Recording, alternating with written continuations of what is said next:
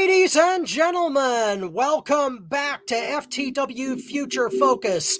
I've had COVID and other people have had schedule difficulties, but we are back, we are live, and we're ready to rock and roll with wrestling.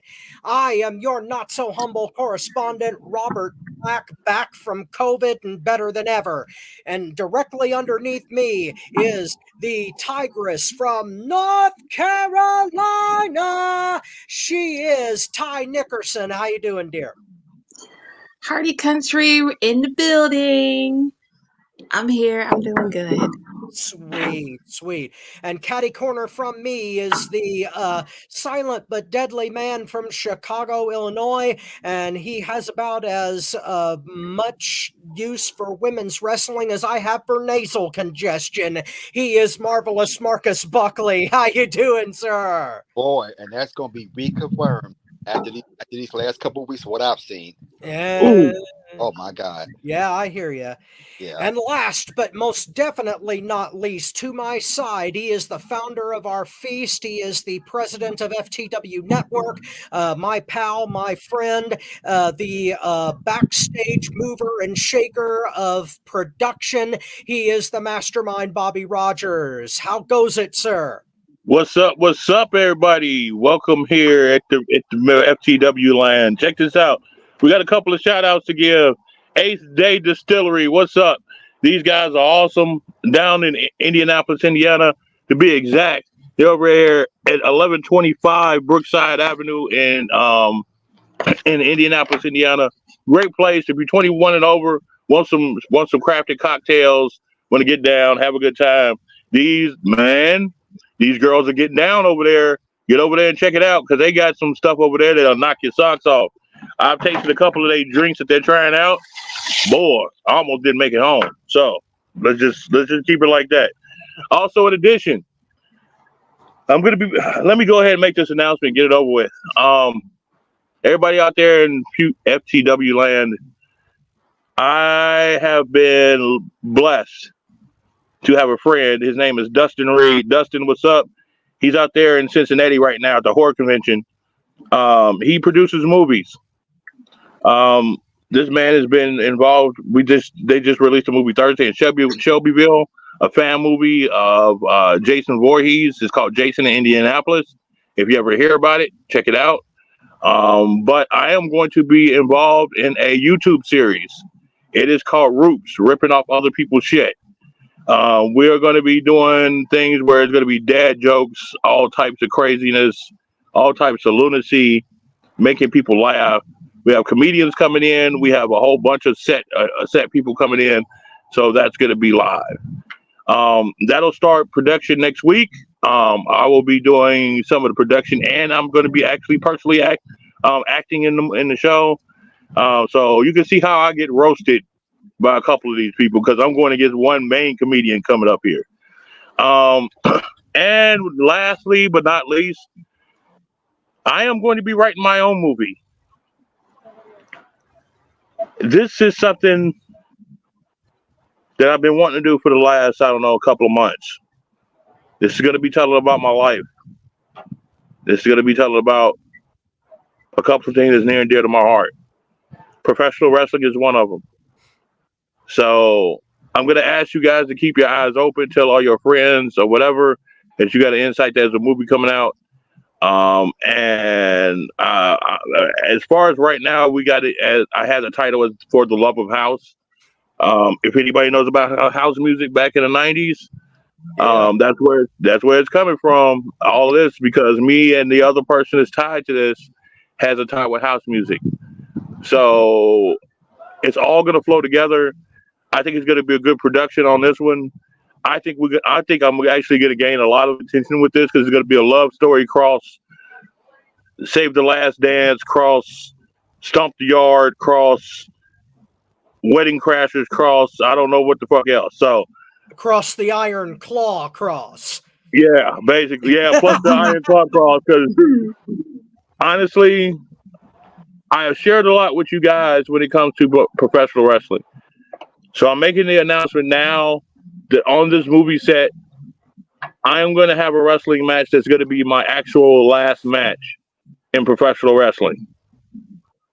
So, if anything, tune in for that and check that out. All right. But that's all for the announcements. FTW is getting busier and busier.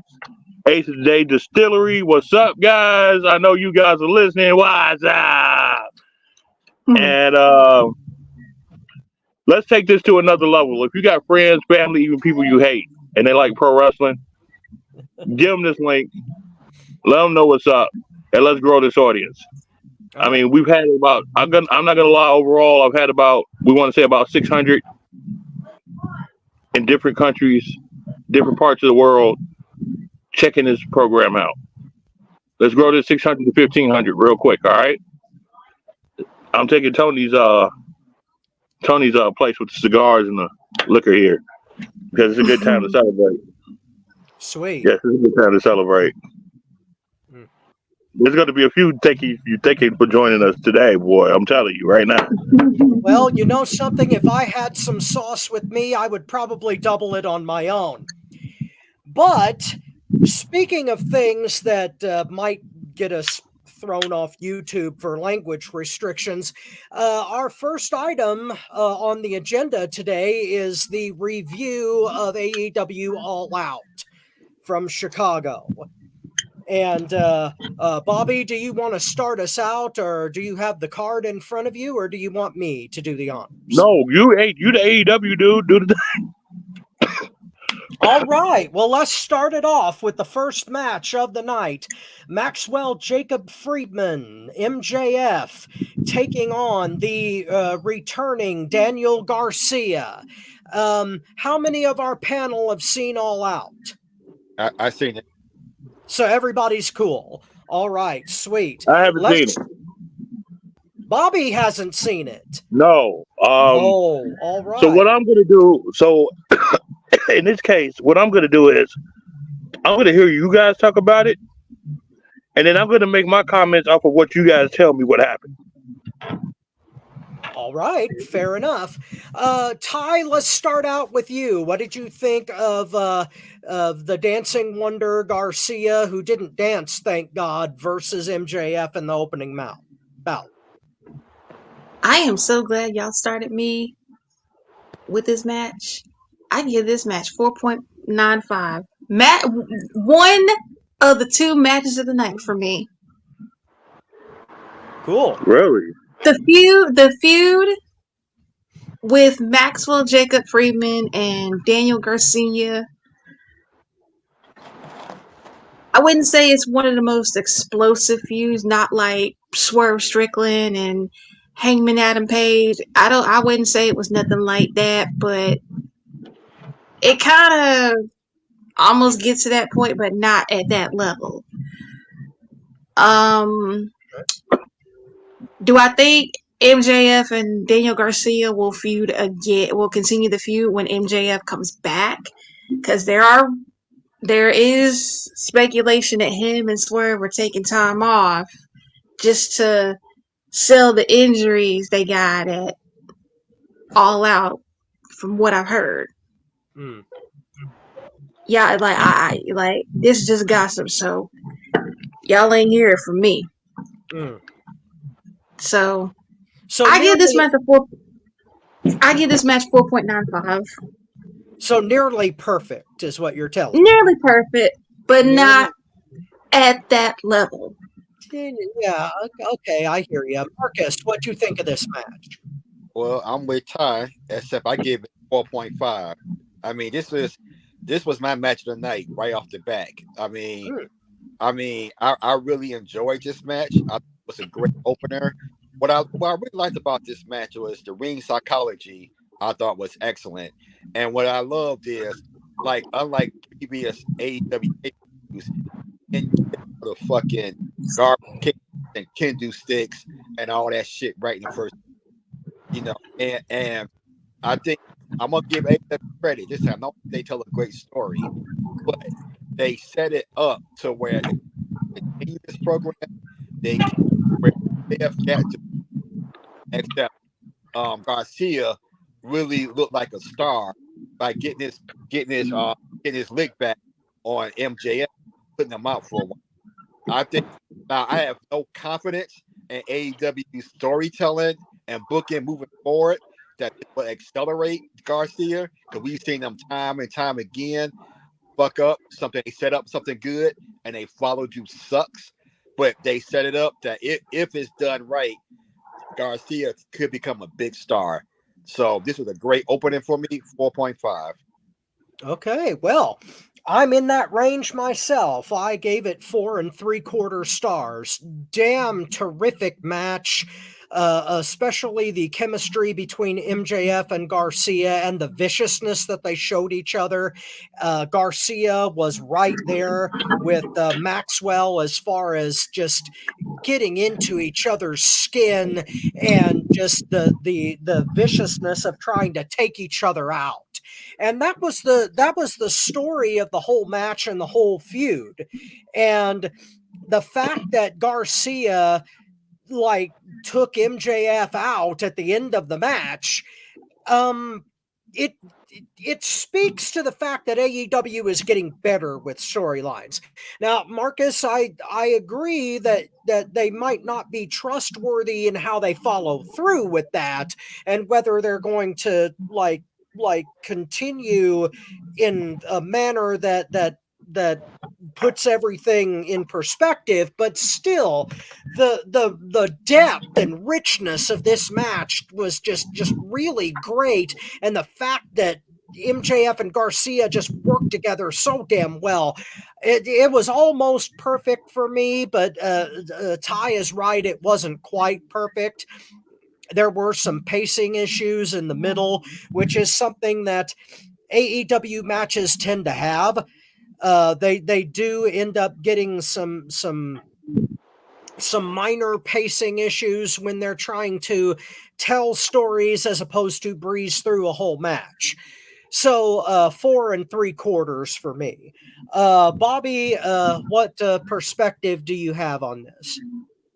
It's MJF. It's freaking MJF. What more can you say? I'm surprised Daniel Garcia did hang that well with MJF, but it's MJF. I'm not shocked that the scores were so high as it was. MJF's work is impeccable. He knows how to tell a story. He knows how to work with the talent he has to get the best out of the talent. And Daniel Garcia is not a slouch either. That man does what he's supposed to do, and if he's with the right people, he's going to shine. So guess what? I'm not surprised by this at all. That's what I was going to say. I've noticed in the past that Garcia rises to the level of his opponent. So I'm not really that he put in a. All right, our next match for the AEW World Tag Team titles. The Young Bucks defending against the Blackpool Combat Club, Claudio Castagnoli and Wheeler Yuta. Marcus, what'd you think? I gave this match 2.5. You know what? For some reason, I don't know what it was. Maybe it's just me. I wish Bobby would have saw this because I would love his perspective on it. But Claudio looked like he was pulling up on a lot of his moves tonight. It's almost like backstage he was being too stiff, and he was just trying to be softer. I don't know, but it seemed like a couple of cases where he just kind of, I don't know, but these guys didn't have no chemistry with each other. You know, I don't know. This match was almost as like as Courtney. It didn't do much for me. I 2.5. Okay, Ty. I give this 3 stars. I agree with Marcus on this. I ain't seen this much lack of chemistry since Nicki Minaj and Mariah Carey were judges on American Idol. That's how much lack of chemistry they had. Huh. Okay. All right. Well, I gave this 3 3/4. I was a little bit more impressed with the pace of this match than you guys were. The Bucks were the main problem again. When Claudio and Yuta adapted to their style, which is what they need to have a good match, unfortunately, The pacing was on point, though. Claudio and Yuta have improved to the point where they can cover up the Young Bucks' flaws.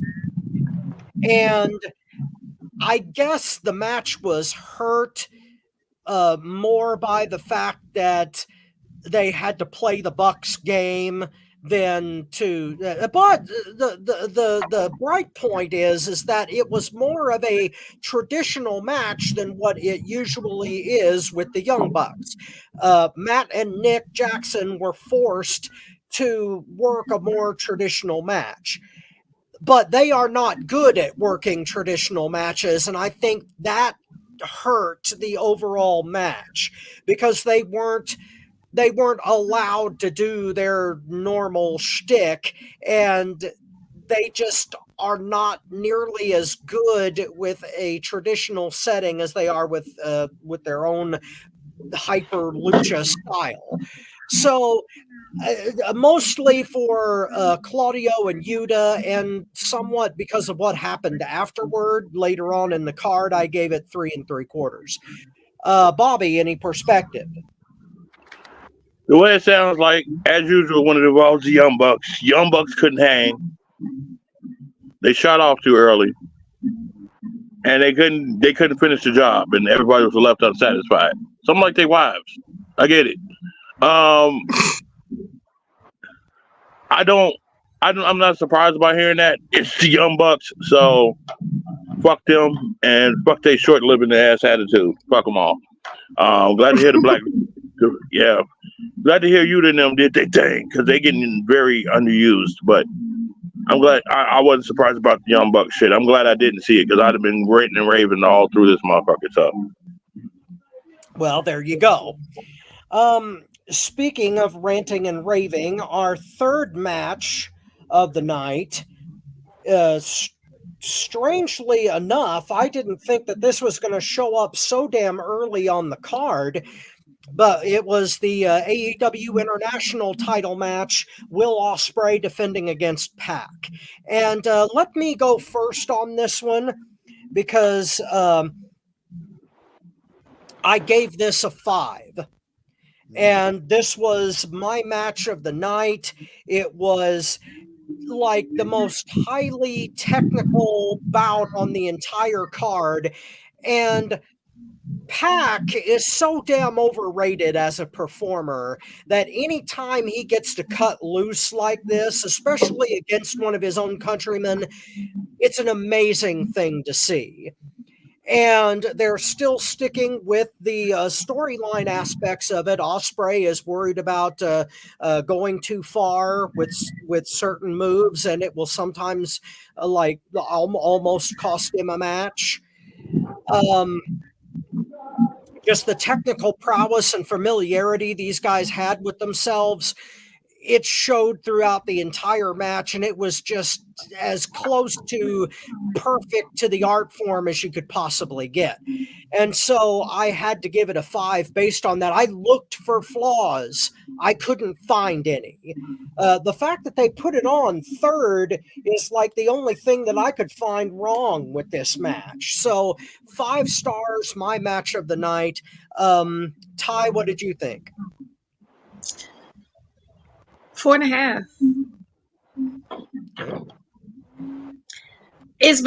I think the reason there's so much chemistry between Ospreay and Pac, wrestling wise, but it's mostly the familiarity because I'm pretty sure they wrestled each other in the past. So it's more likely the familiarity. As for Ospreay being too aggressive with his moves, I do think that's the right thing to do because he could also injure his opponent. So I think it's a good thing Ospreay is being careful. That's what you have to do when you're a wrestler. You can't be too aggressive. You can't be too soft. You have to have a common ground when you're wrestling your opponent. You got to be careful, but you have to do it the right way. Yeah. Anything that goes wrong, is going to end up injuring your opponent, and you're going to be hard on yourself, and you're gonna think, dang, it's my fault. Did I really do that on purpose? Did I really do that by accident? What happened?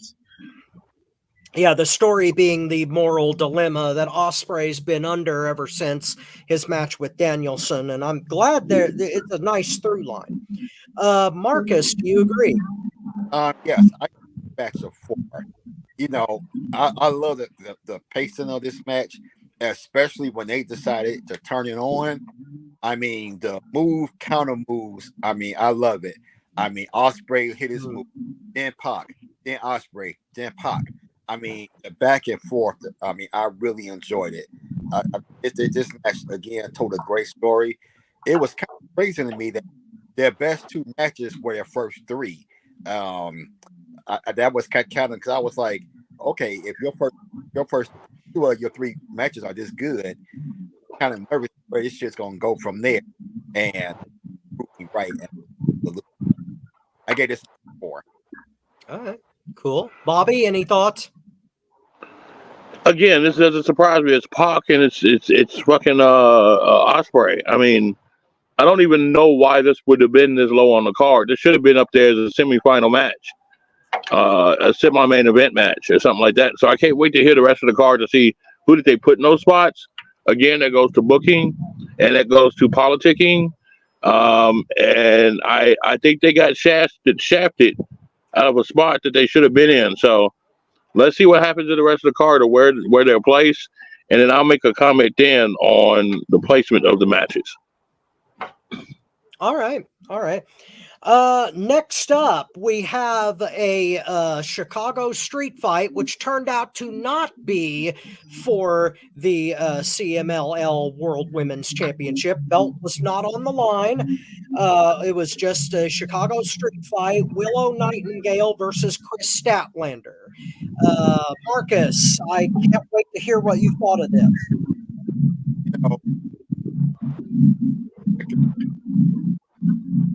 About women are. Hey, your mic is messing up, Marcus. I'm sorry. That ain't better? Yeah, I think so. That's better. Okay. Like I said, I've been on record how I feel about women's gimmick matches, and I really tried hard to talk myself to not liking this. But I gotta say, I gave it 3.5. You know, Willow is growing on me. This year, Willow has grown on me. Willow annoyed the shit out of me originally, but she's really stepped the game up. The bumps that she took was ridiculous. I'm like, God damn, Willow, you doing some Mick Foley type. I gotta say, I was impressed. She took some crazy ass bumps, and I gave a star to Statlander. Man, she was like, wow. I was like, ooh, look at Stat. Okay, but in my opinion, I thought some of it was a little too much. I just think with other matches coming up, I think in my opinion, I think like with making this kind of like a chain match, and some of the bumps they took was a little bit much for me. I mean only because they had another garbage match coming up, and if this was the only garbage match on the card, I wouldn't have a problem with it. But I think my problem with AEW, sometimes they have too many garbage matches on the card, and they just totally overdo it at times to me. But overall, I gotta say for a women's gimmick match, it was pretty good. I'll give it 3.5. Cool. Ty? This was another one of my matches of the night. I give this a 4.25 match. Willow and Statlander, they put themselves through the wire in that match. They literally used almost everything. I didn't expect Willow Nightingale to be on some Mick Foley Mankind-ish, but she took it there. And I do give props to Statlander in the match also. So other than that, this is another one of my matches of the night. So I give this 4.25. Cool. I gave this match a solid 4, mainly because both girls were not afraid to go as far as they needed to go for a literal blood feud between two former friends. They did exactly what they were supposed to do, and you guys are right. I got to give props to Statlander because she bled.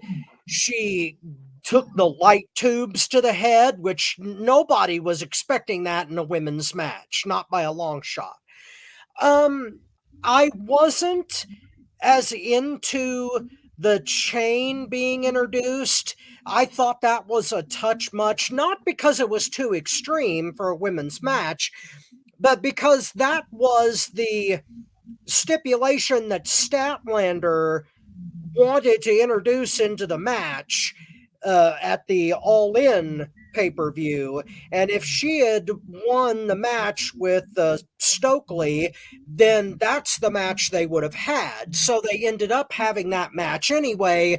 So what the hell was the point of the All In match if they were just going to introduce the chain across the wrists anyway and make that a thing? So I took a point away from that basically because it was unnecessary, but everything else, from the light tube to the thumbtacks to just the sheer brutality that they showed to each other, it was just amazing for a women's match. It was damn near as good as Britt Baker versus Thunder Rosa on Dynamite.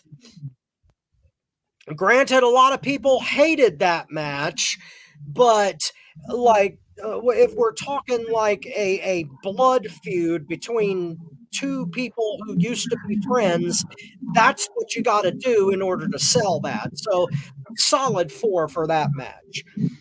Bobby, you are a big Willow Nightingale fan. How do you feel about it? Not surprised at all. Willow, Statlander, off the charts, bloody, street fight. It all sounds like it went down like it's supposed to. I'm proud of them. Yeah, just for the record, Willow didn't bleed. She might as well have because she ate the thumbtacks and the chain. So everybody took their licks in that. It was awesome. All right, next up is the fatal 4-way for the Continental Championship. Okada defending against Orange Cassidy, Mark Briscoe, and Takeshita. And Ty, you go ahead and start this one off.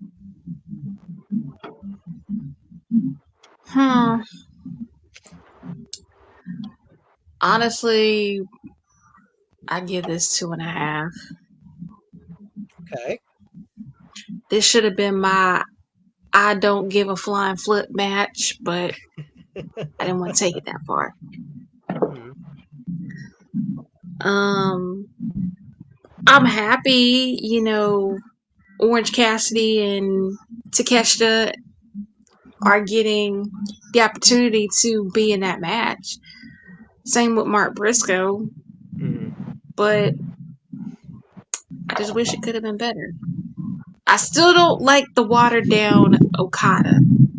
I don't like it. I still don't like it. Okay.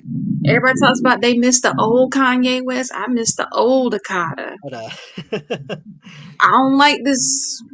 I still don't like this new Okada. Not the Rainmaker, but the Puddle Producer. Yeah. Okay. Yeah, did we just call him a Puddle Maker? The Puddle Producer. Okay, Puddle Producer's fine. It has a nice ring to it. Marcus. I gave it 2.25. I'm with Ty. I was calling Okada the Drizzle Maker because he wow, the Drizzle. This is not the Okada that wrestled AJ or Vega all them out. What this is, but for me, it's your typical 4-way match where motherfuckers have the match on the floor, laying on the floor. And this time, I figured every time I looked up, it's going back and forth. Ooh,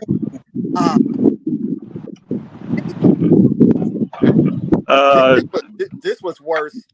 This was worse with Eddie Kingston and I forgot the Japanese guy's name, but just back and forth. I almost scored this match lower, except for me, the star of this match once again was Takeshi. Totally wasted him. The best to me right now, the best Japanese wrestler in the world. This guy is a star. He's one of the top 5 wrestlers, and they wasted him again. For me, 2-2. All right. Well, I didn't feel quite as bad about this match as you guys did. I gave it 3.5. Your criticisms are valid, though. This is yet another scramble match from AEW for a title. And as good as AEW can do scramble matches, it's still a scramble match, and it's got all the problems, all the waiting, and all of the other extracurricular crap that goes on when it comes to scramble matches, especially when they're not single elimination. I have always hated the fact that multi-man matches are not single elimination. They're always one fall wins it all, and it convolutes everything, and it makes everybody wait in line. And I hate that. Always have, ever since WWE started doing it back in the day.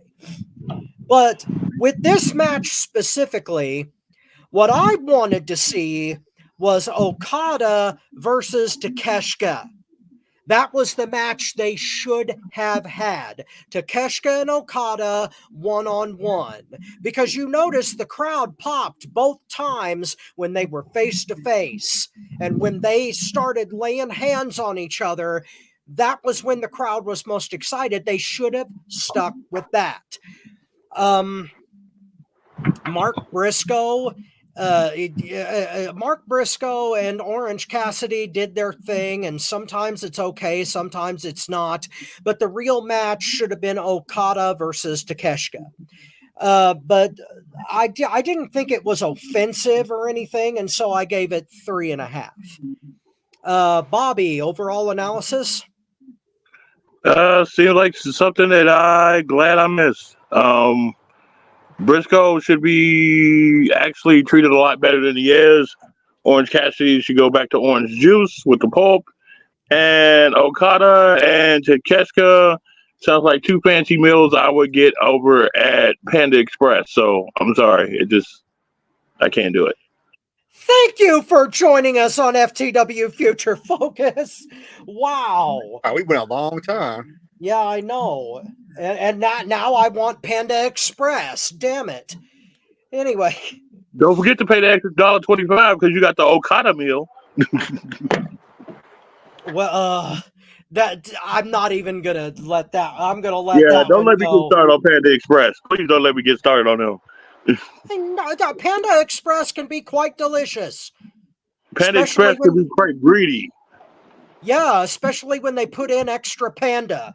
And thank you for joining us on FTW Future Focus, the I couldn't bear Rare Animals edition. What? I couldn't bear it. Okay, I'm gonna let that one go. Let's continue with our bare necessities. Sorry. It's pun day on FTW Future Focus. We've been away. Okay. Our next match for the TBS Championship. Mercedes Moné defending against Hikaru Shida, my girl. And since Hikaru Shida is my girl, I'm going to start this one off. I got 3 stars out of this. I believe this was my lowest rated match of the night. Not just because Shida lost and Mercedes retained the championship, but there was, I don't know, that they can't decide whether they're going to go whole hog with Shida as a heel.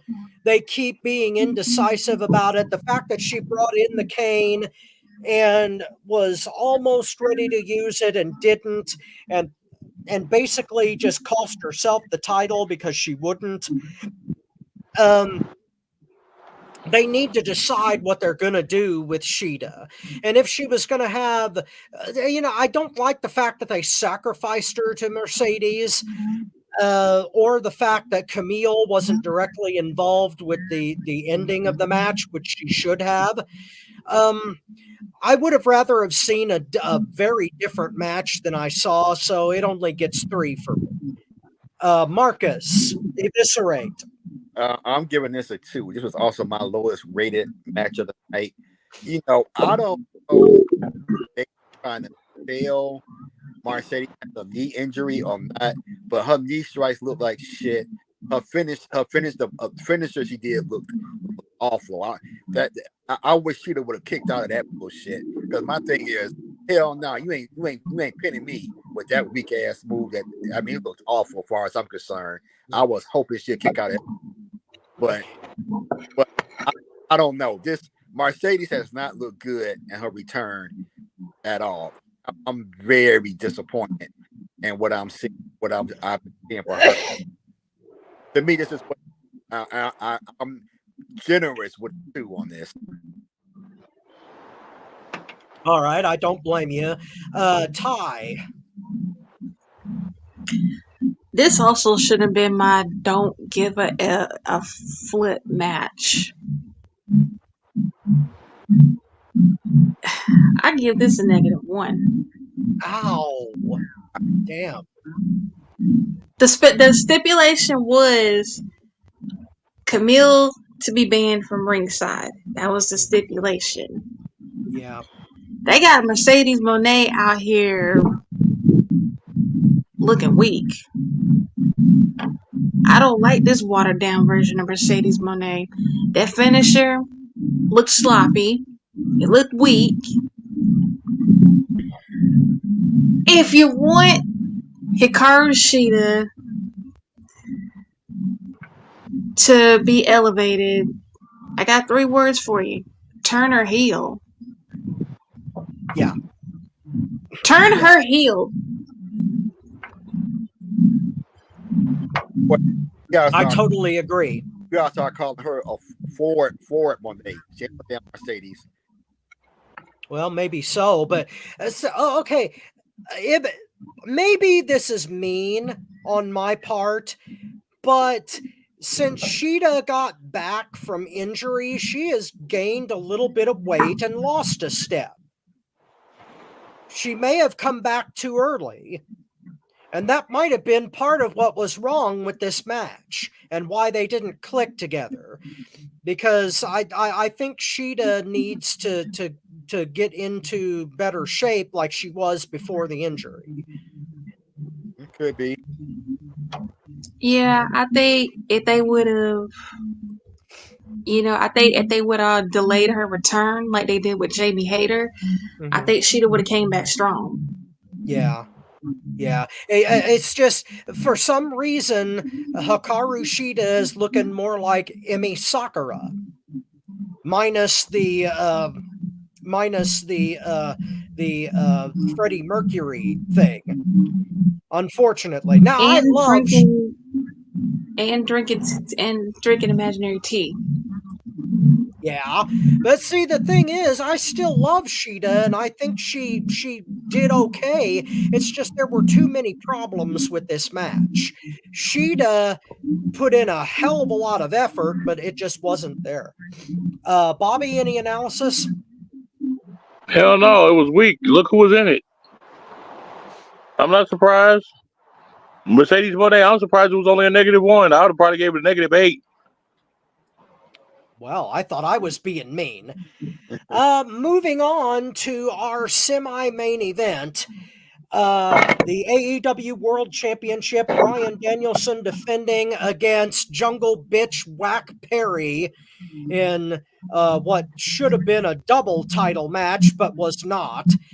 Ty, do the honors. 3.5.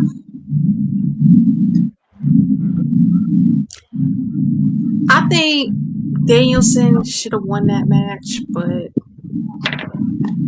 you know, as much as I hate the barbecued scapegoat, the char grilled scapegoat, Whack Perry, I just don't like him. Jack But the ending Perry's though, on fire. the Jack ending Perry's though, on fire. Oh, go ahead. I'm sorry. Go ahead. the ending, the ending was unexpected because I thought, you know, you had Moxley, you had Castagnoli, or as I like to call him, Jason Statham 2.0, and Yuta out there staring down kill moves, kill switch, whatever they want to call them. Christian Cage, Nick Wayne, Mama Wayne. I thought they were going to feud it. I thought they were going to throw down at the end. But the ending that threw me off was Stone Cold John Moxley taking the plastic bag and trying to suffocate the life out of Danielson. Yeah. I feel bad. I felt bad for Yuta because he was trying to get involved. He was trying to help Danielson, but either Castagnoli or Pac was holding him back, trying forcing him to watch his stuff. Marina Shafir was there too. I also want to add, I give AEW credit for putting Shafir with Moxley because it was about time they split her and Nyla Rose up. If y'all don't know who Marina Shafir is, that is Roderick Strong's real life wife, and I think she's part of the UFC Horsewomen with Rousey, Baszler, and I think so. Yeah. It's hard for me yeah, to remember because the MMA horsewomen thing didn't take off in WWE. And I sure as nah, hell never hope they did. Yeah, I sure as hell hope they don't try it in AEW though. They better That would not, suck. cause they do. Cause they do. It'll go to hell in a handbasket like it did with WWE. But Marina Shafir is the real life wife of Roderick Strong, or as I like to call her, Roderick Strong's baby mama. I like what they're doing with her. Mm. So I didn't expect Castagnoli to turn on Danielson and stuff like that. So I guess at the end of the night, we saw the implosion of the Blackpool Combat Club. Okay. But overall, So this match, I give this a 3. 3. Okay. Cool. Cool beans. Marcus, what did you think? I gave this match 2.75. To me, Daniel really tried to get a good match out of Perry, but in my opinion, Perry just didn't carry his weight. But I think Danielson got as much as he could about him. For me, one thing that bothers me about AEW matches is there are too many damn kickouts in their matches. I mean, when Danielson hit the flying knee, I'm gonna give Perry credit. He took the hell out of that bump. It really looked good, and that first knee lift should have been a finisher, and that's it. But standing there with AEW, he kicks out only for Danielson hit the same move again, and it didn't look as good. I was just like, God damn, why didn't they just do with the first one? And the ending of the match, to me, I could have just done without it. I mean, we can clearly see that when Moxley got the bag over his head, Danielson got his hand in his mouth, knowing that there's a hole in the bag, and he's covering it up so the bag will stay inflated and he could still breathe. And I love the fact that the crowd was saying, "What is it? You committed murder or something like that?" They were saying. To me, I could have done without it. I thought it was kind of ridiculous. Well, I thought it was going to be the most ridiculous thing I saw, but of course, AEW proved me wrong with that, as we'll get to. But to me, the turn was okay. Actually, to me, for what the Blackpool did combat was supposed to be about, to me, Pac is a better member to be in that than Danielson. I've already thought. I've never thought that Danielson fitted in a group like that, as far as I'm concerned. So I think Pac is a I also like Shafir being added to the mix because I said a while back, if they were to add a female member, who would it be? I think Shafir is a better fit. I know what I think you could be right. It might be. I mean, we'll see. But overall, I gave it 2.75. Wow, I'm surprised. Well, I gave this match 4.25. Oh, okay. Most of it has to do with the intricacies of what happened afterward. Jack Perry was definitely carried in this match by Danielson, but Danielson was his usual genius self in this match. It's just that Jack Perry was nowhere near ready for him. Style-wise and like pace-wise, Jack Perry is not ready for an expert like Danielson. Danielson tried, though, and the match would probably get like 3 3/4 from me if it were not for the things that happened afterward, but I bumped it up to 4.25 because not only did the turn come out of nowhere, but all of the people that have their sights set on Danielson was made clear. Jack Perry and the Elite are after him. The patriarchy and Christian Cage have their sights set on him because they've got a guaranteed shot. The Blackpool Combat Club just turned on Danielson for whatever reason. So that means that Moxley has his sights set. Yuta is obviously getting thrown out of the organization because Danielson brought him in. He was not one of the original members. And the storyline goes in depth. And we have been wanting for years for AEW to do elaborate storylines. And what more elaborate storyline can you get than the world against Bryan Danielson on his way out the door? Also, I think there is a very significant thing going on here. During the AEW World Tag Title match, Nigel McGuinness walked away from the commentary table. That was the last time we saw him the whole night. And that match had Claudio and Yuta in it. There has to be a reason that the Blackpool Combat Club turned on Danielson. And I believe the reason is because Nigel McGuinness is the guy who convinced the BCC to turn on Bryan Danielson. And their match coming up, Danielson versus McGuinness, I think that's what's going to be revealed at Grand Slam, is that McGuinness is taking William Regal's place as the leader of the Blackpool Combat Club. So I think that's what's going to end up happening anyway. And I also think that they're going to throw Yuta out. Because that's what it looks like they're going to do anyway. Yeah, because Daniel... Regal's not there anymore. He used to be the leader of Blackpool Combat Club, and like you said earlier, the original members were Bryan Danielson, Claudio Castagnoli, and John Moxley. Well, those were the OG members. You know what, Rob? If that happened, that's great. But how many times have all of us sat here and gave what could be good scenarios that has not happened?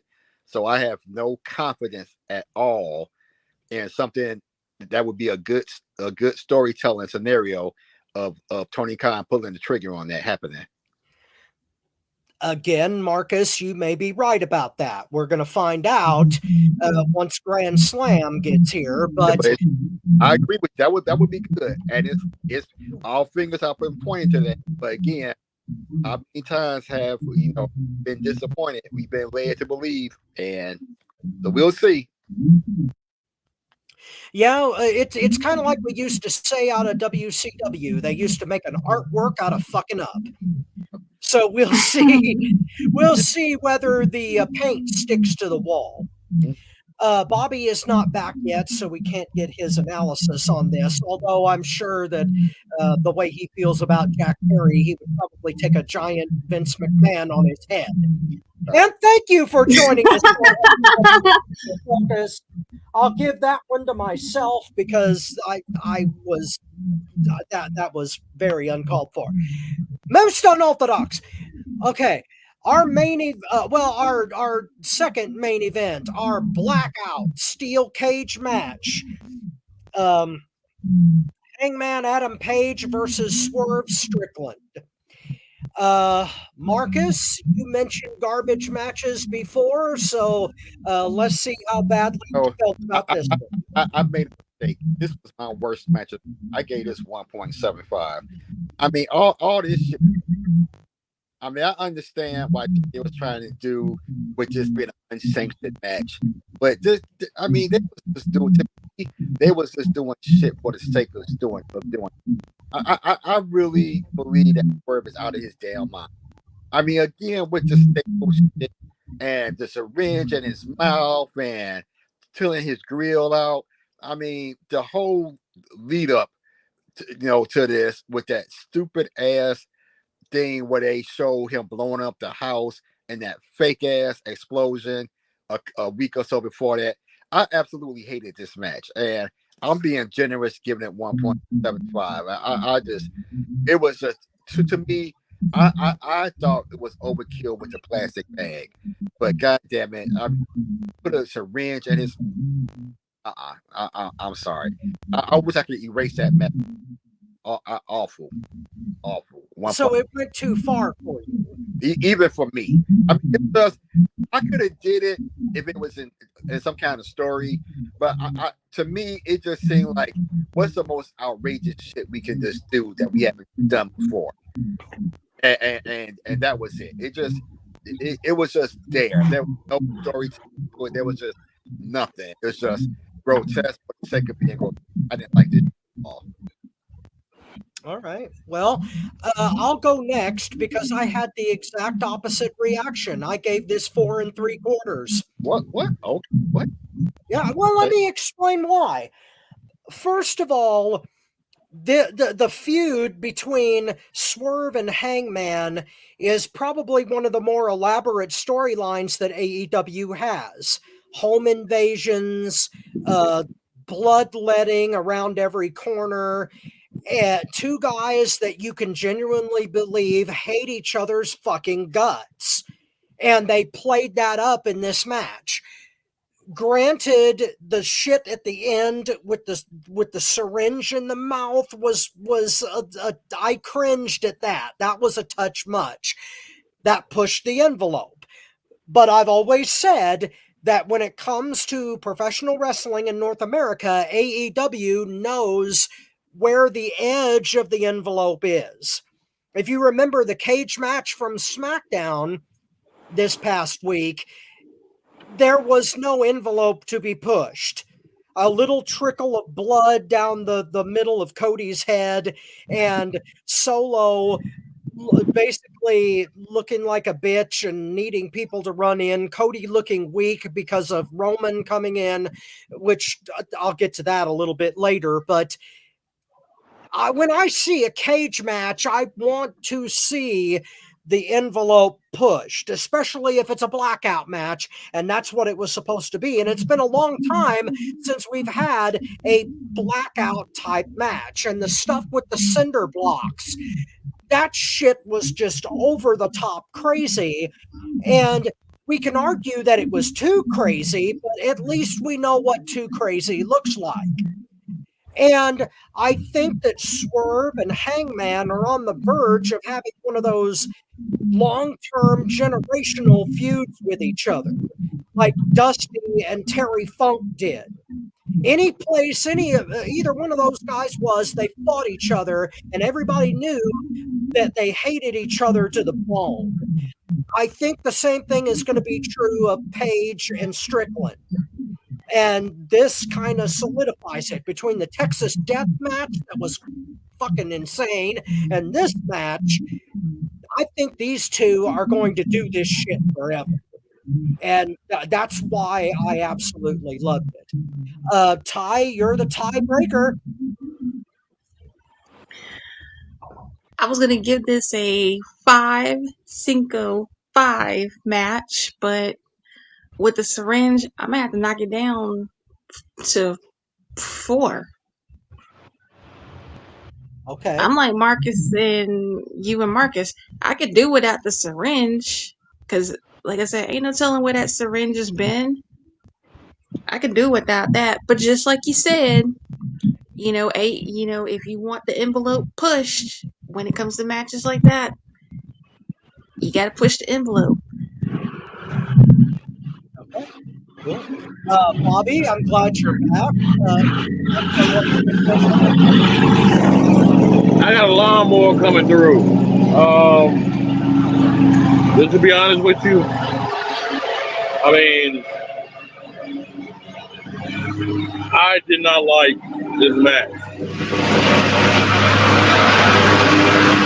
I really.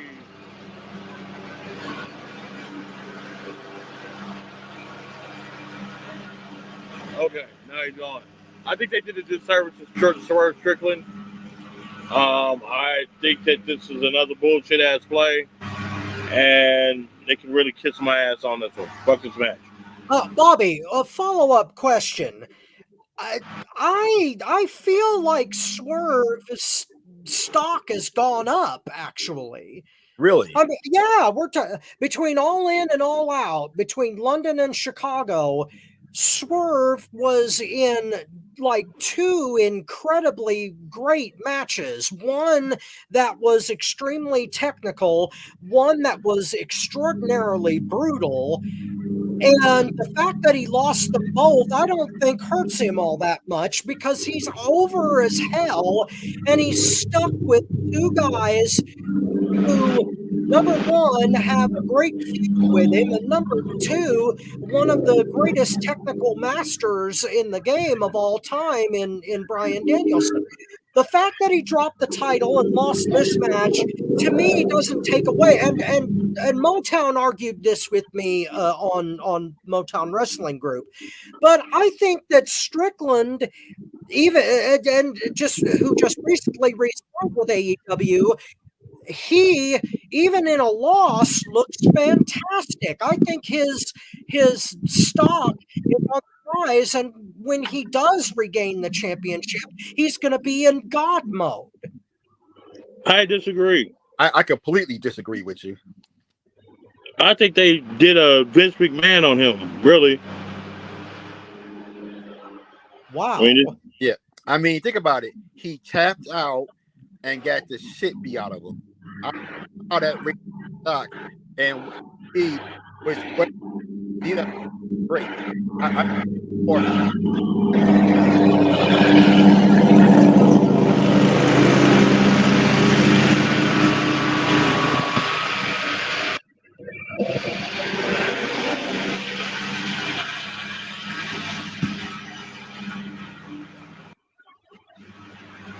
There we go.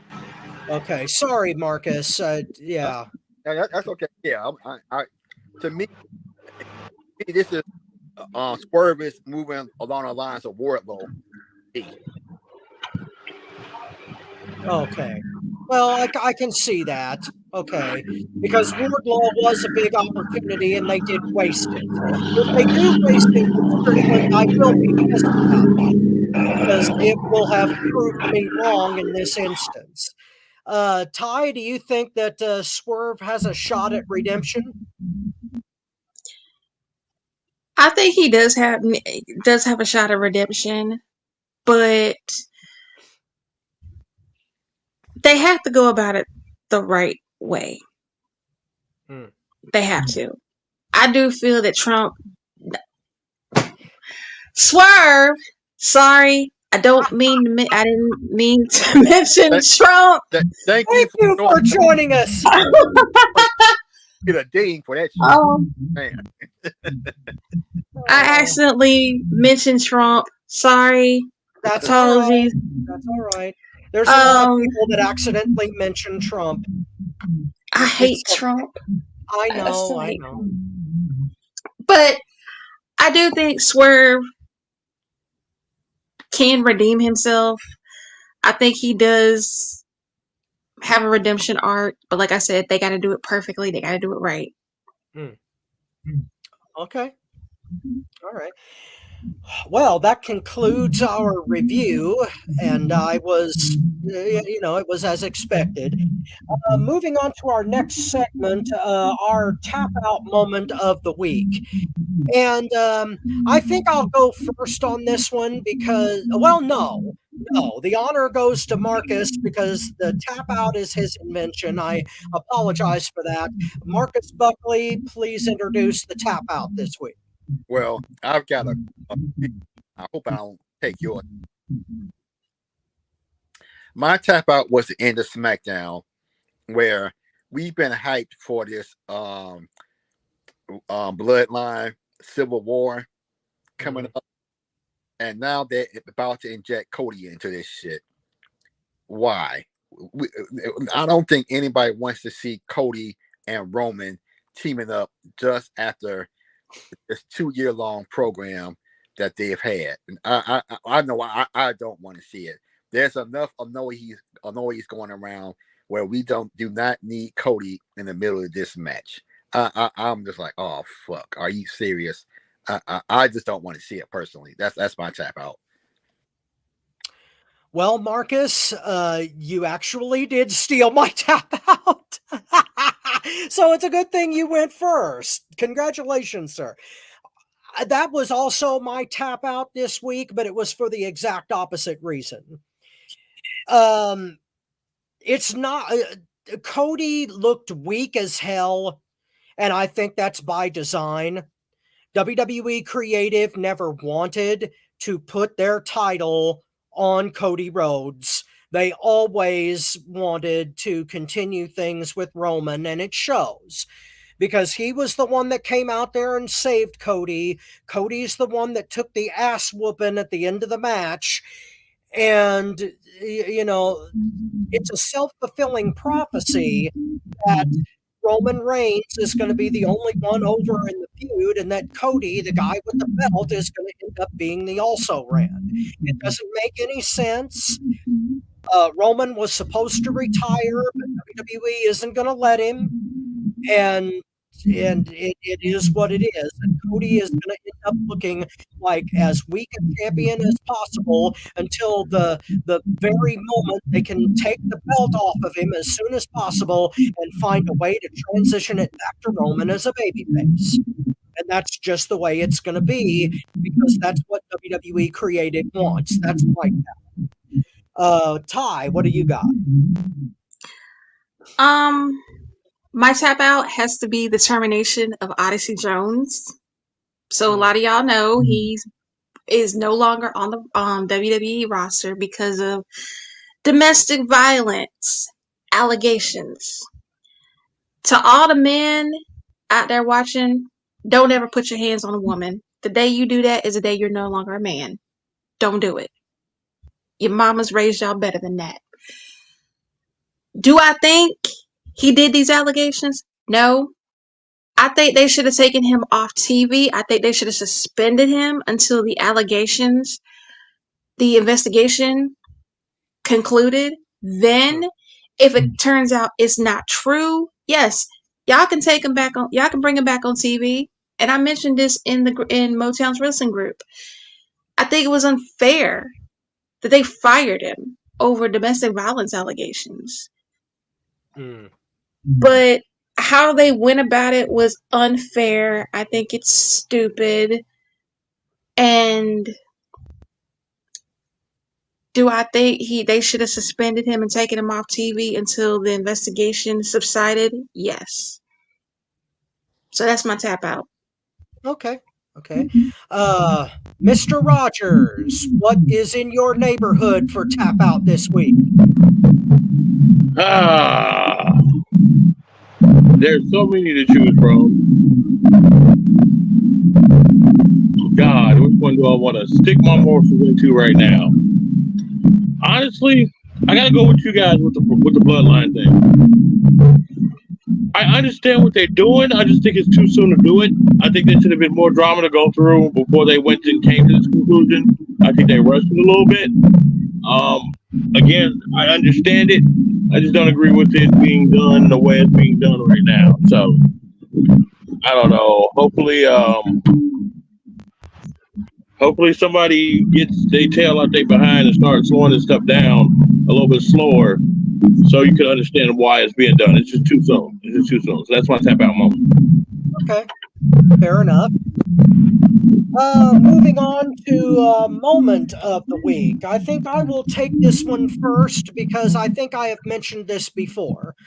But my moment of the week was the confirmation, finally, that AEW has gotten their new deal through with Warner Brothers Discovery. It looks like they have been renewed for a number of years now. They are the streaming thing for HBO Max is going to happen, and I think this is going to be nothing but good for AEW and for the industry as a whole. I think that I've said for years that having this competition and having it for real now, since you're going to have WWE on Netflix and you're going to have AEW on Max, I think that having that competition, real competition, is going to do nothing but good for the industry. It's going to bring TNA up. It's going to bring the international focus up. It's going to bring independent organizations in Indiana and all over the North American continent. It's going to boost them up too. And I think that's nothing but good news. So the announcement of that is my moment of the week. Ty, what do you got? Okay, moment of the week has to be from NXT, and it is the debut of Julia when she took on Chelsea Green. Julia, when I saw Julia's in-ring debut against Chelsea Green, she's a force to be reckoned with. All the rumors that have been talking about Julia was going to come to NXT, she finally came to NXT. Roxanne Perez, she could sit there and say Julia's not going to take the title off her and this, that, and the third. She can talk her shit all she wants to, but Miss Julia is a force to be reckoned with. She may be pretty. Julia is a pretty girl, but she'll fuck you up in a heartbeat. That, ladies and gentlemen, is my moment of the week. The in-ring debut of Julia. Cool. Marcus. A moment. That was the MJF Garcia match. Again, I really like the way they kept MJF strong with the win, but at the same time made Garcia even stronger by putting him out, and he got his revenge. I think they did the rare thing of making and the babyface look good. So again, I really hope they continue this momentum for Garcia, especially rumors are that the WWE is trying to get Garcia, which is a little surprising for me. But because I didn't. To me, Garcia isn't really a WWE type of wrestler, to me. So I'm really surprised that if it's true that they're trying to get him. But this is a good way to convince somebody to stay if they follow up with this push. So that's my moment right there. Cool. Well, for the record, I don't think that Garcia would be a good fit for WWE. Actually, they would force him to dance. He would become a one-trick pony, and they would bury him in the mid card just so AEW couldn't have him. And then we know how WWE about appearance. Daniel Garcia has no position at all. He would be a mid card NXT guy for most of his career if he goes there. Yeah. Bobby, what is your moment? My moment.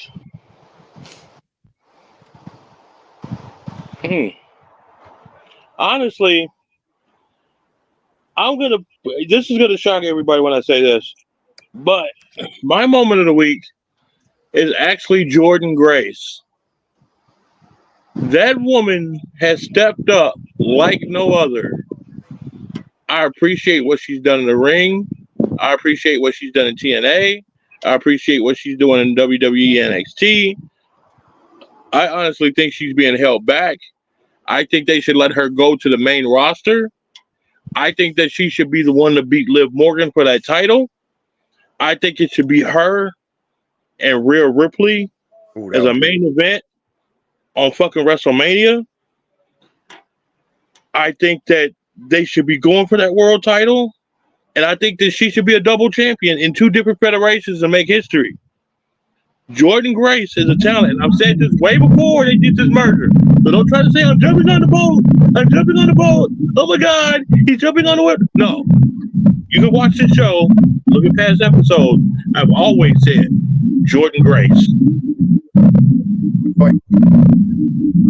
That woman is phenomenal. Huh? For WWE to ever get that. Yeah, I've always been on Jordan Grace.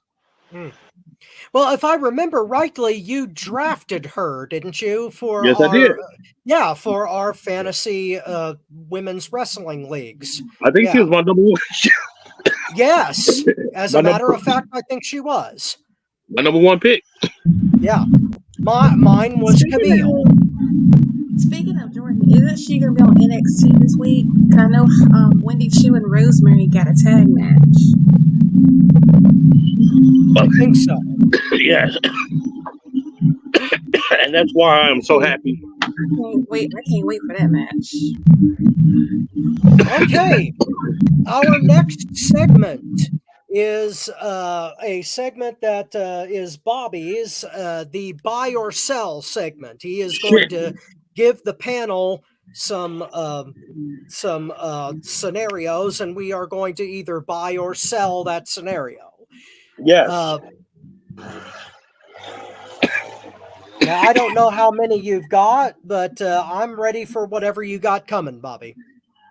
Yes, and I left them in the other room. Oh. Well. All right. Well, the second. Take your time. Oh. Yeah. Bear with us, ladies and gentlemen. We got 2 people here that have a whole lot of congestion.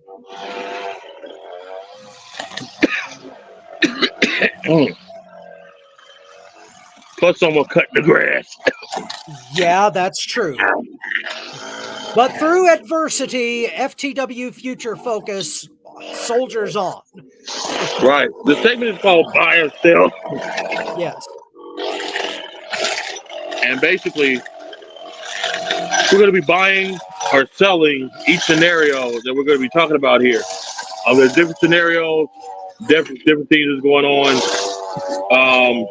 I'm trying to remember one of them off the top of my head, but I got to go get my notebook.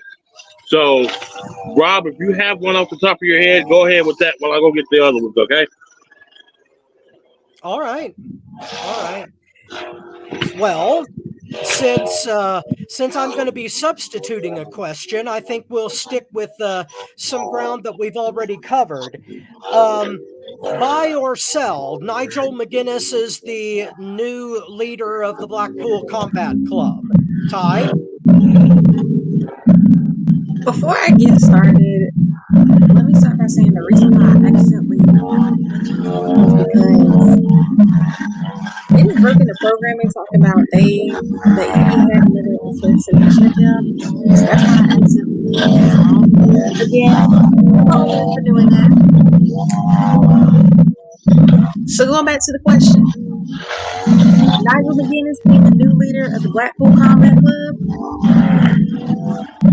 Oh, I'm buying that. Oh yeah.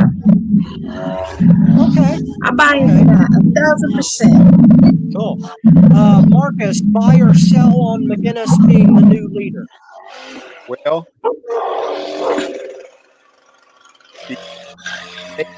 because it makes up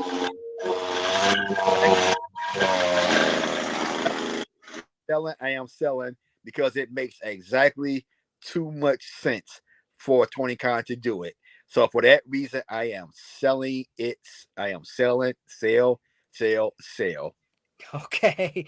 All right. Well, I am going to buy because this was the my investment, and it is the only thing that makes sense with McGuinness's involvement and his return at All in London for the Casino Gauntlet match. But I will admit that Marcus does have a point in that AEW could very well skip that and try to make Nigel a sympathetic character and like divorce him from the whole Blackpool Combat Club thing, which would hinder the storyline greatly if they did that. So I'm buying it, but I understand why, Marcus. I understand why you're selling. Bobby, Nigel McGuinness being the new leader of the Blackpool Combat Club, buy or sell? I'm selling it. I'm not buying this.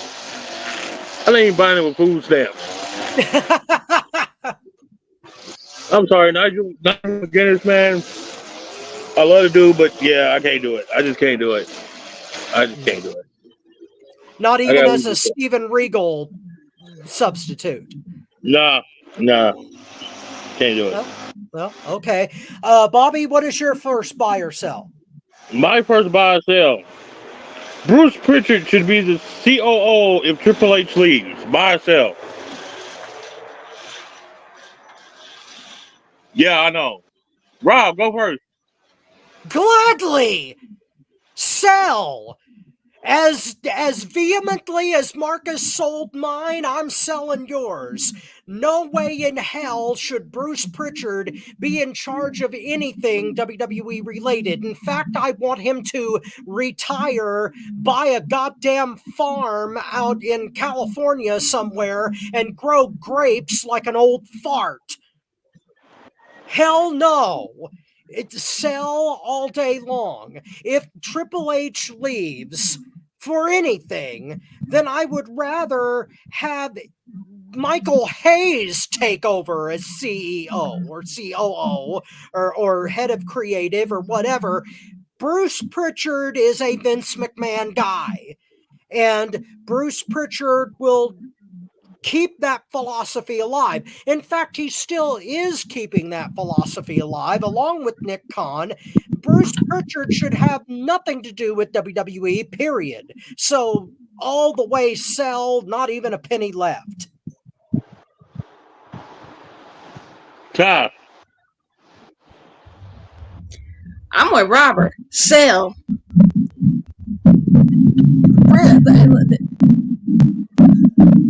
Let me put my honesty cap on. The reason why I said sell it is because I don't see Bruce Pritchard being COO. Everything he touches turns to crap. Like Robert said, he is a Vince McMahon guy. I'm gonna need Bruce Pritchard and Vince McMahon. I'm gonna need Bruce Pritchard to go in the corner with Vince McMahon, Hogan, Trump, and sit his ass down somewhere. Sit down somewhere. Don't get up unless I tell you to get up. You need to. I think Bruce Pritchard needs to retire and go far away as possible. Okay. Marcus, buy or sell on Bruce Pritchard? Well, I'm going to make it 3 in a row and sell. Just like both of you said, you put Pritchard in that position, you might as well bring Vince back because it's the exact same thing. Matter of fact, I wouldn't be surprised if Vince is beat or what to do, what matches to write, and everything like that. So I absolutely say sell.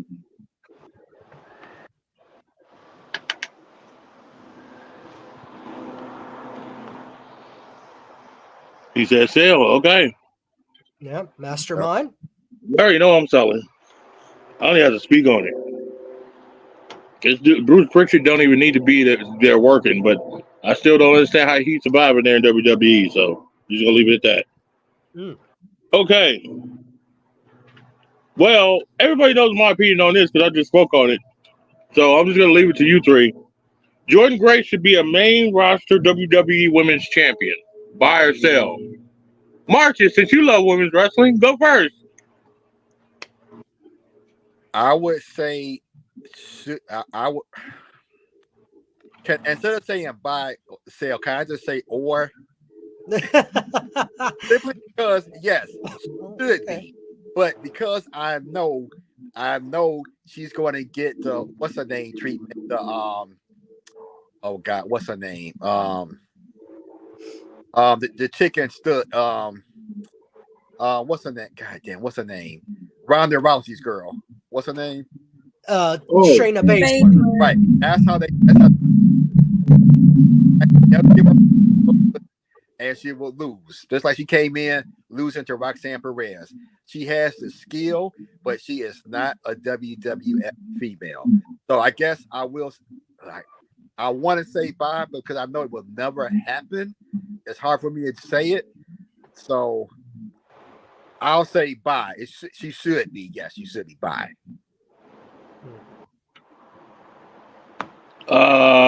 Ty.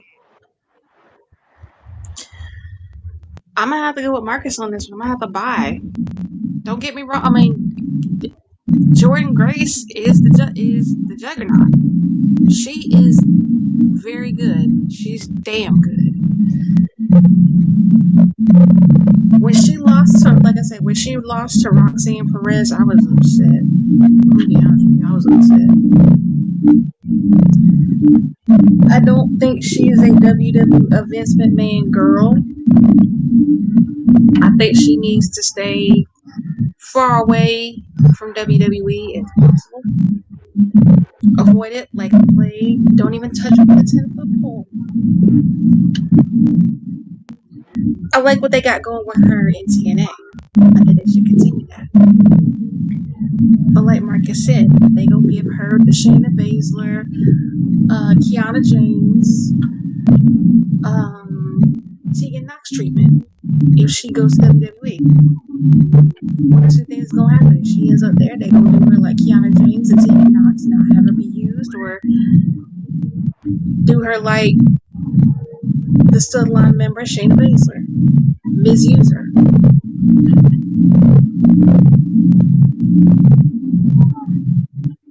Okay. Go ahead. In a perfect world, and I'm going to concur with Marcus and Ty on this. In a perfect world, I would buy, because Jordan Grace is an immensely talented professional wrestler, and she deserves the kind of chance that she's getting in both in TNA right now. I don't like the fact that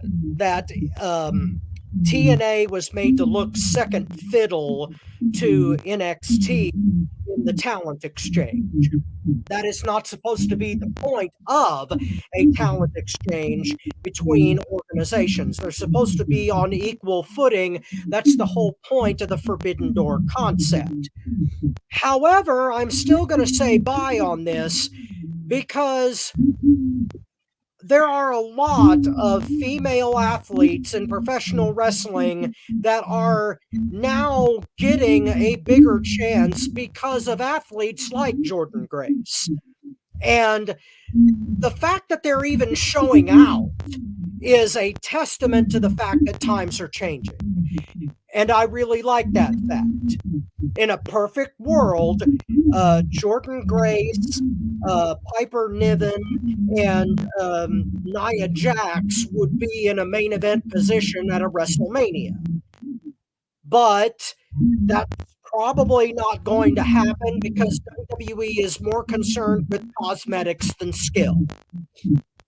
But in an ideal world, I would buy on this. Jordan Grace deserves a chance to be in a main event position if nothing else. Tony just got one. He said, by herself, Jade Cargill will be a star in WWE. I was just about to say his. Go ahead with it. Oh, Oh, okay. God. Who wants to start it off? You can start it off. Okay.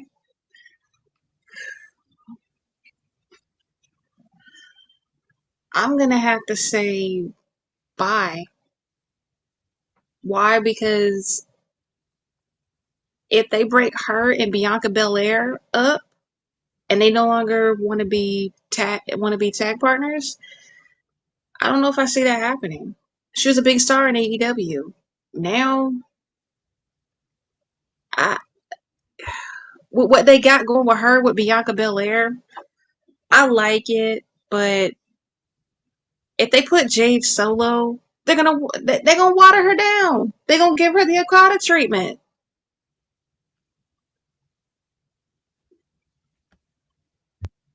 Okay. If I say it, like I said, if I say any more, if it's gonna make me mad. So that's all I'm gonna say. Because if I Okay. say anything else, I'm gonna be mad. Well, I don't blame you. Marcus, buy or sell on Jade being a star? I know they want to. I think the fact that they still get tag match with Bianca doing most of the work, they're not happy with wrestler as yet. Because I not. I actually have watched the last couple of matches as hard as it was for student, but they're really not much at all. I think if they was happy with progress, they would have her doing a lot more of the work beyond the hot tag. But because he always the one getting the hot, to me, you can tell me I'm not being the wrestler expert. That tells me that they're really happy with her progress, her core, liked it, and the fact that you had a single yet that small little sample tells me what she's making. So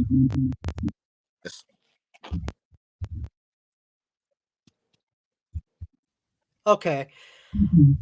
I'm gonna say bye on this one. That Jade will be a star, but there's two things. There's two things that have to happen. Number one, she's got to be a heel. There's no question in my mind that Jade has more charisma and more depth to her character when she is a heel. And second, they have to separate her from Bianca, at least until WrestleMania. If not, that they can't immediately feud them because that would be the obvious route, and Bianca needs to have a big spotlight on her as well because she is the homegrown version of what Jade was in AEW. So they can't dilute those two characters. They need to separate them, but they need to make sure that in the eventual feud they have that Jade is the aggressor. So I'm going to say bye on this one, but it's got to be Jade as the heel, and they have to slow burn the feud between her and Bianca. I think they can If part they ways. make Bianca, What was that? if they make Jade the heel, does that mean Bianca would have to be the face? Well, yes, but I think Bianca Belair is a more effective babyface than she is a heel. That's Yeah, I just don't me. like Bianca as a heel. Yeah, that's just me. But I'm saying bye on this one, but there's got to be certain circumstances around it. Bobby, what's your thought on that? Will Jade Cargill be a star in the WWE? That's hard, man. That's hard. I'm gonna say bye. Because WWE is known with their machine to be able to take people that have the star power and to push them to the moon. I think if Jade could get her fundamentals down, they will be able to do something with her. I think WWE will push her in that direction once she gets her fundamentals down and can be a singles. I do agree she has to be a heel, but I think she has to be a face first right now, so she can get her fundamentals down and then she can switch to heel. I pray to God that they keep working with her, because I know in AEW they was not doing anything with her. And I hope that she keeps going and makes it to that superstardom, because she deserves it. She definitely deserves it. So let me ask you, do you think the way they're using her, is that an indication they're not happy with the progress she's making? I think they see this going to take a little bit more work than what they thought. I don't think she had proper training through AEW, because some of the people at AEW don't know how to train themselves, let alone somebody else. So there's a lot of bad habits that you got to get rid of before you can install the good habits. I've seen it in the wrestling ring before. So it takes them a little bit longer to develop into what you want, rather than somebody that's just been on the indies, blah, blah, blah, blah, blah, blah. Unfortunately, when you get bad training, that sticks with you because you repeat that bad stuff all the time. It's embedded in you. It's like smoking a cigarette. You smoke a cigarette once or twice, it becomes a habit, and it's hard to break that habit. I think Jade has the capacity to break it. It's just going to take some time. Everybody's impatient. I want Jade now. No. You got to chill. This is going to come. And when it comes, it's going to be a wonderful thing to see. So do you think saying that you should have started? Yeah, I think she should have went to NXT, though. I do. I think she should have started NXT. I agree with that. All right, next one. It's kind of ironic that they did Jade Cargill, because Bianca Belair. That's funny as I don't know what. Who had her run better under their management? Did Vince McMahon? Let me say this: did Vince McMahon had Bianca Belair's run better under his management than Triple H by herself? Marcus, you love women's wrestling. Go first. You know, I saw this post earlier from another group, and technically I'm going to buy, because Bianca was featured under Vince. But the way the post read, they were trying to hint at Hunter being a racist. And to me, I just think that, like with every wrestler, you have your time frame. Right now, they're trying to push Liv and who's the other champ? Liv and Rhea. Right. No. Liv, who's the other champion on SmackDown? I forget. But anyway, who knows? I think that Hunter is using Bianca right now to help hide Jade. That's why I think they got them tagging up. So I think that's the role they're putting her in right now, while pushing under wrestlers. So technically, to answer the question, I say yes. Her run as a single was better under Vince. So yes, I will buy it technically.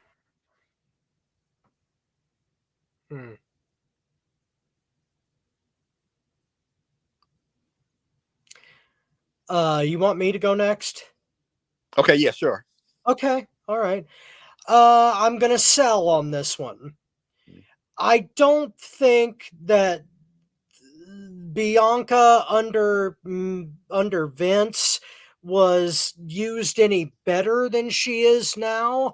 I think that it was coincidental that she came up at the time that she did, because at the time that Bianca was at her height, the women's division was really cooking. So it's a big, to me, it's completely coincidental. Bianca is just that good. When she's on her own, especially as an inspirational babyface, Bianca is just that damn good. And Vince exploiting it just because it's there doesn't mean that he was doing right by her because he wanted to.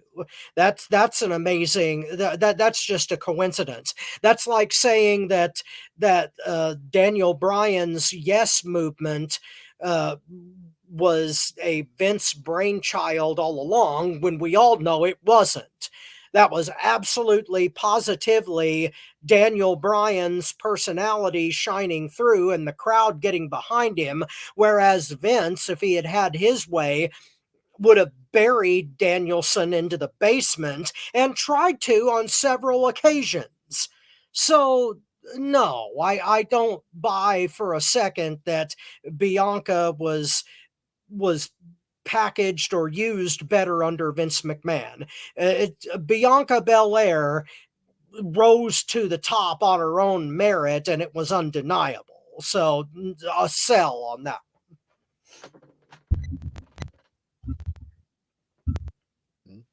Okay. Well, let's see. I don't know on this one. I'm kind of torn on this one because I don't think she's being used right now. I don't.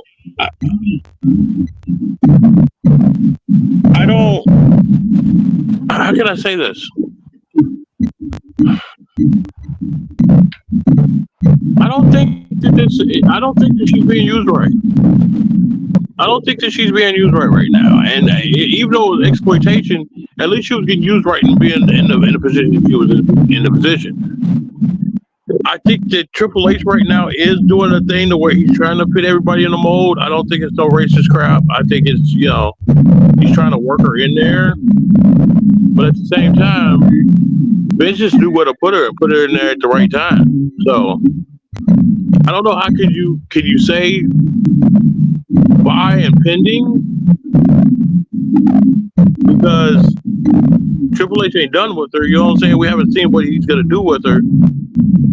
But it's like, yeah, as we look at it right now, Vince is doing better. So you're saying buy, but it's in escrow. Right. Okay. Ty, what do you think? Yeah, I'm gonna have to go with Master Mold on this. Buy and escrow. I haven't seen all to what Hunter has done with Bianca. There's still more to do. There's still more improvement, but with Vince, I felt like she was underutilized. She was underused. With Hunter, I feel like he's using Bianca correctly, but there's more to see. So I had to say, okay. All right, so we got that done. All right, so let's see. We get a break-in from Tony Motown Allen. Hi, How's Tony. it going? How's it going, guys? All right. Can you see me, or because? Yeah, we see you. Oh, okay, cool. What do you want, Tony? All right, 2 things. I'm selling on Bianca. I'm selling on Jay being a star. I hate how they booking her. I really think she was booked more as a star in AEW than she was in WWE. There's still time, so hopefully I'm wrong. But when it comes to Bianca, I agree with Rob. I think she was booked better on the Vince than she is on the Triple H. I agree with Rob and Bobby. Bobby's right. Like, I don't like how she's being used right now. I don't like how they're doing her right now. But I also agree with Rob because I think Bianca was booked better on the Vince than Triple H because of circumstance and not because of booking. But I don't like how they're going with Bianca right now. I don't at all. And the crazy part about it is I'm not the inspirational person. Like the whole like she's the new John Cena and I don't buy into all that shit though. But as far as talent goes, she's an incredible talent, and I do like how she was used on the old man Vince. That she's being used now, and that's crazy. Very crazy. So that's my 2 cents. I just want to throw that in there real quick. You guys are doing great. I'll be back soon. Alrighty, you got it. I won't be back next week. I'll be at the Bears game, but I'll be back soon. The Bears. The Bears. Bears gonna whoop the Colts ass, and I'll be there live to see the Bears put it on the Indianapolis Colts like this. And thank you for joining us on FTW Future Focus. A phone in. Caleb Williams is gonna shit on the Colts like Vince McMahon shitting on that bitch. Thank you for joining us on FTW Tony, I'm trying to get a sponsor, bruh. Oh, my bad. I'm gonna exit things up right now. It's okay. Our sponsors know that we push the envelope, so it's okay. All right, guys. I'll see y'all later. All right, take care, Motown. We will see you down the line. All right, dudes. And First Lady. Can't have nothing. Can't have nothing. Adds to the thing that's showing up. Hold on, what's that noise? I am not sure. Yeah, I don't know. It sounds like a pipe grinding against the wind tunnel. Anyway. That was out of Josh. I figured it out. All right, it's okay. Our last order of business today is we're going to talk in depth about Chris Benoit in the Hall of Fame. And Bobby, I am not sure why this has come up, but I think there's been a lot of buzz recently in the last few days about this coming up, and maybe you know why, but I sure don't. Well, the reason why it's coming up is because a lot of people are pushing for him to be inducted to the Hall of Fame. You have a lot of pushback and pushing for this. I want to know everybody's opinion on this because I think it's a little in depth, and I'm going to go last on this one. Mm-hmm. Because I got a lot to say on this, so I'm going to hold mine for last. But I want to hear everybody's thoughts on Chris Benoit actually becoming into the Hall of Fame. Ty, I don't know what's going on in your background, but it's a lot of feedback. I'm going to let you go first. If you got any speakers or anything on, turn them down. And go ahead. All right. Is it good? Little bit. Okay. So we just got some rain where I'm at, so it's probably why you hear the pipes and stuff grinding. So, okay. Apologies. Do I think he needs to go to the Hall of Fame? If he didn't do what he did, I think so. Probably. But after that tragedy where he didn't unforgivable, Zach, come closer because he's not. I feel like what he did was not forgivable, and I'm still not. Years later, after it happened, I'm still not over that. I don't think anybody would. With Dark Side of the Ring, y'all know the Dark Side of the Ring with the 2 minutes. I think that's Okay, Ty, I'm sorry. It's too much feedback. We got to skip you on this because it's way too much feedback. We can't. That's understandable. Marcus, go ahead.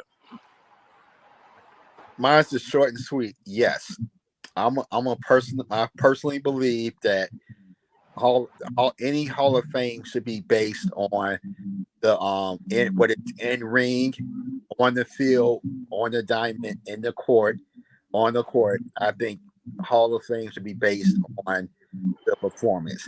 I believe Pete Rose should be Hall of Fame. I believe Barry Bonds. I believe Roger Clemens, and I believe Chris Benoit should be on the Hall of Fame just based on their performance.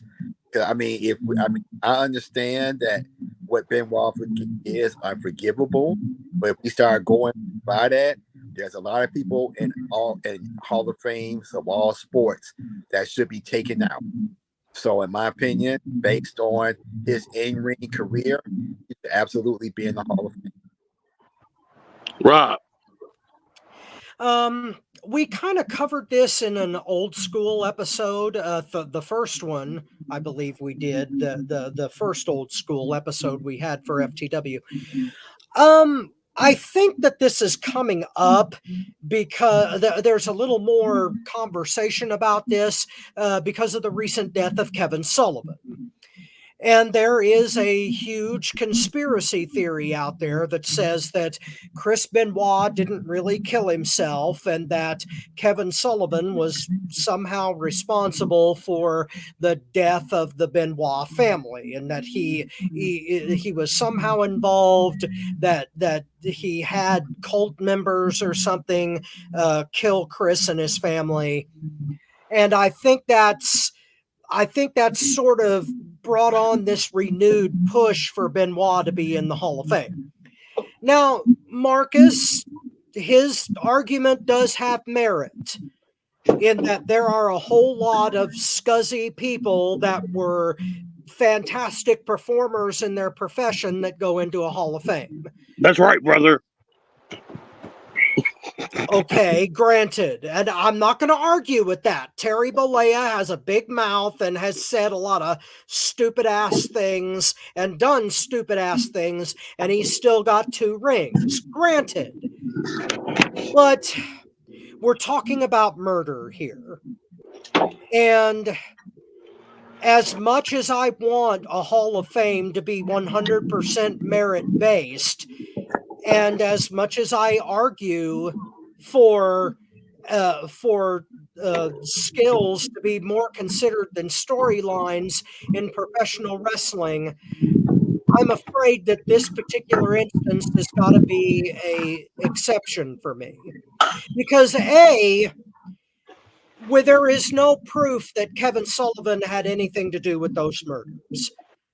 I would like to see the evidence. If someone will produce it, I'll gladly look at it. But so far, I've never seen it. And as far as there's no denying that Chris Benoit was among the top 10 most skilled professional wrestlers of all time. But so was Jimmy Snuka, and he may have committed manslaughter. So is Hulk Hogan, and he is a complete dick at times. There are a lot of reasons, yes or no, why you could exclude. But for me personally, I have to err on the side of not putting him in. Like I quoted before from Paul Heyman. 3 people died that night, and only one of them had a choice. And since we have a choice to put Benoit in the Hall of Fame, I still have to say no. Tony. I'm just going to make it short and sweet because I can't really stick around too long. But, and me and Bobby, me and you had this conversation. And like Rob said, we talked about it on an old school episode. It's a no for me.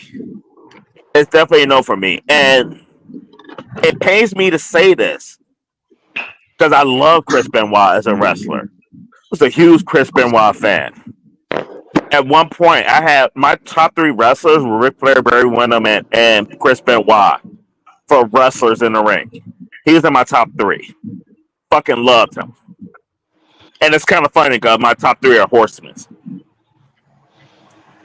Are there people in the Hall of Fame that shouldn't be there for stuff they did? Yes. That's right, brother. As much as I hate Hogan, you can't tell me that anything that Hogan has done was worse than killing 3 people. You can't. Like, Pete Rose should be in the Hall of Fame. You're absolutely right, Marcus. He should be. He didn't murder 3 people. There's other people. Roger Clemens, all the people you name, all of them should be in the fucking Hall of Fame. None of them murder people. And if you put this in a wrestling standpoint, Chris Benoit murdered probably one of the best wrestling manager valets personalities as well, though. So like we lost a wrestling personality because of his murder. No, you can't celebrate him. You can't after what he did, because no matter how bad other people in the Hall of Fame has done, including Hulk Hogan brother and Pete Rose, which I think that's fucking bullshit. Pete Rose is in the Hall of Fame because motherfuckers done far worse than him. Now, okay, is Pete Rose in the WWE Hall of Fame? I think he's in the WWE. Yeah, yes. Yes. Yeah, because he got dumped on his head. Pete Rose should be in the Baseball Hall of Fame for what he has done. He's not Hall of Fame for gambling. You got motherfuckers in baseball juicing up, doing all this other stuff to enhance their performance and everything individually. Pete Rose should be in the Hall of Fame. But Pete Rose did not murder 3 people. That's why I cannot say Chris Benoit deserves to be in the Hall of Fame, because of what he did. And as shady as everybody want to bring up stuff that other people have done, they didn't do what he did. So that's why I say Benoit's a no for me. And I'm a Benoit fan. There's people in the Hall of Fame that I can't stand at this shady shit, brother. Oh, yeah. But no, you can't put Benoit in. You can't. Bobby, that's all I got. Word. I got to get going. All right. Thanks, Tony. Bobby, your last word. As much as I hear Tony say what he says, I got to disagree with him. Because there's one factor. Everybody suspects him of doing something, but it's never been absolutely proven. We don't know absolutely that he did something. We don't know absolutely that this man killed them. That's where I draw the line. You have not absolutely proven that this man has done anything. It's just suspicion. I don't go by suspicion. Okay. Well, I go by judge, jury, and sometimes I don't even go by that because they can be slighted. Okay, well, here's a follow-up for the whole panel since we've got a few minutes here. Would everybody on this panel be open to a re-investigation of the Benoit case and reopening it? Because it seems like the best way to put this controversy to rest is if the case were reopened and all possibilities were looked at and investigated to see whether Chris Benoit really did commit a murder-suicide. So, Marcus, since you're in favor of Benoit being in the Hall of Fame, do you think that the case should be reopened and maybe an attempt should be made to reinvestigate this whole thing? You know, not for that reason. Again, for me, I'm a firm believer that it's your career stats.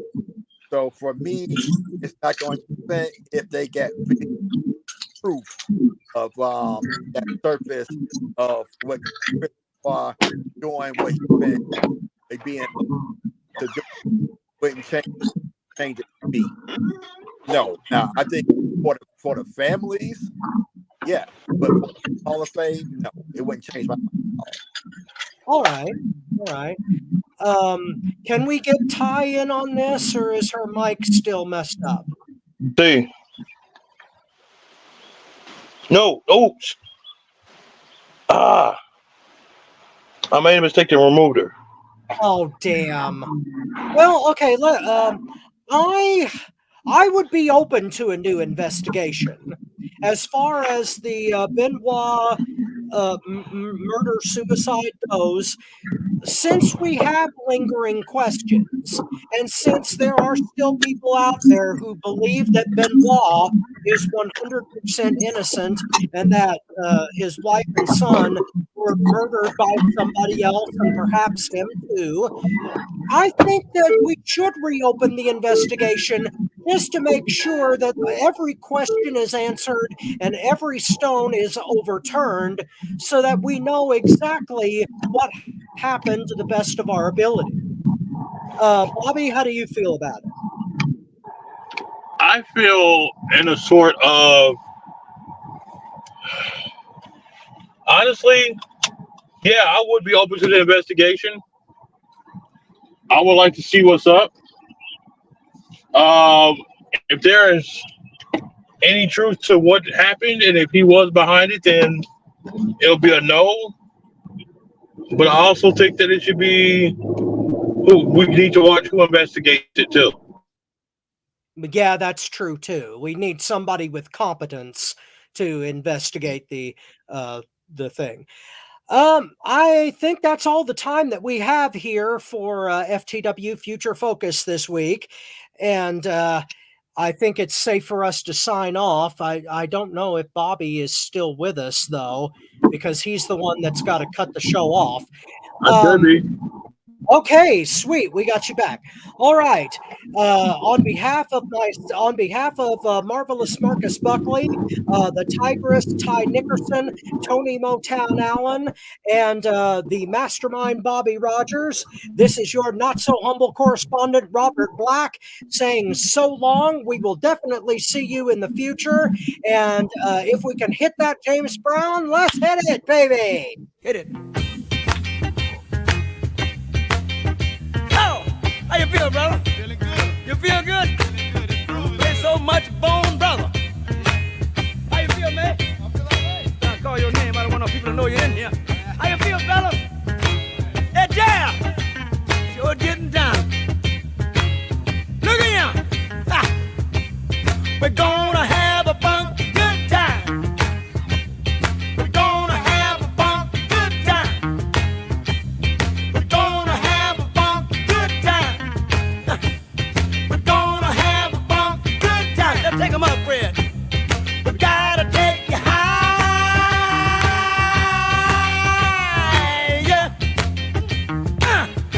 Ow! All right. You wanna do it again? You wanna do it again, huh? Yeah, let's do one more time. We gotta take you higher.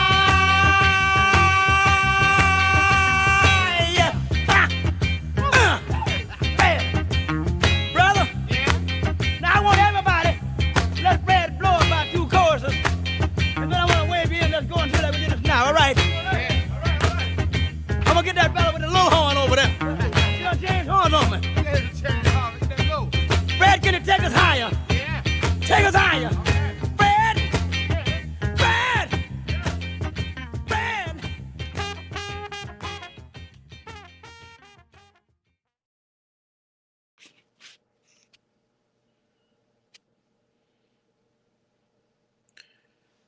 All right, man. I'll check you next week, if we have a show.